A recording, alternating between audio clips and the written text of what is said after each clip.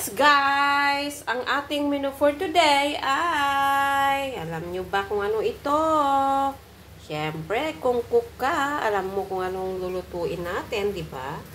So this is it. Let's start. Okay. Let's hewa the sibuyas. Alright. Like this, yeah. And this, yeah. This, but the rest, this.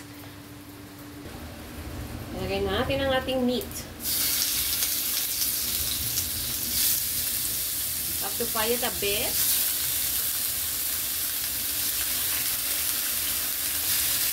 Oh, it's painful. It's painful and it's just right. That's it. You have to fry it a bit. Alright.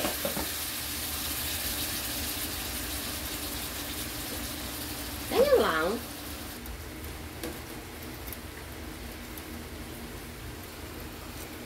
Let's baliktad. Yes, para kasi, yan, no?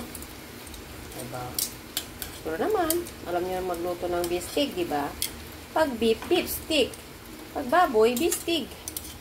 Ayan. Bistig. Bistig. Ayan. Hayaan muna natin siya. Lutuin muna natin yung kanyang other side bago ilibagay ang mga ingredients. So, yan guys. It's already dry. Oh, so, naprito na siya ng konti. Ayan. Ganyan. Ganyan siya. Magluto ha. Oh, marunong naman kayo magluto. Kaya kapakita ko lang. So, medyo i-fry natin siya ng konti, guys. Diba? O, napipreto na siya. Of course, yung pinagmarinitan natin, lagay natin. Like that. See? It's so beautiful. It's guys, lagay na natin ating onion. Yan. Onion rings. Ito yung magandang onion rings. Gusto nyo ng white? Gusto nyo ng red? It's okay. It's up to you. It's up to your panlasa anyway. Okay? So, pwedeng red, pwedeng puti. Kailangan guys, hindi siya masyadong overcook, ah. Yan, o. Paghiwa-hiwalayin natin, kaya nang paghiwalay nyo ng eggs nyo yan, ganyan. Wag mo para mawala.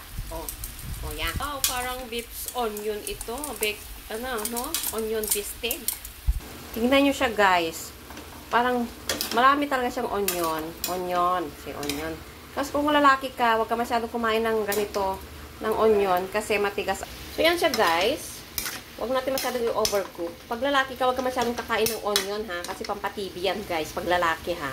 Alam mo naman ang TV, di ba? And yan, sili. O, di ba? O, sili. Siyempre, may sili. Lahat ng pagkain namin. And you have to mekos-mekos. Konti na lang at luto na. At para maganda ang color, lagyan natin siya ng red chili. Yan. O, diba? Last but not the least, just one. Pampaganda. Yan. So, okay na po ang ating bistig. Yan. Bistig. Istig. Yan. Okay, bye. Luto na po ang ating bistig. Imekos ko na lang siya mamaya. At okay na po siya. Ayan. O, diba? Ganyan lang po. Bye-bye.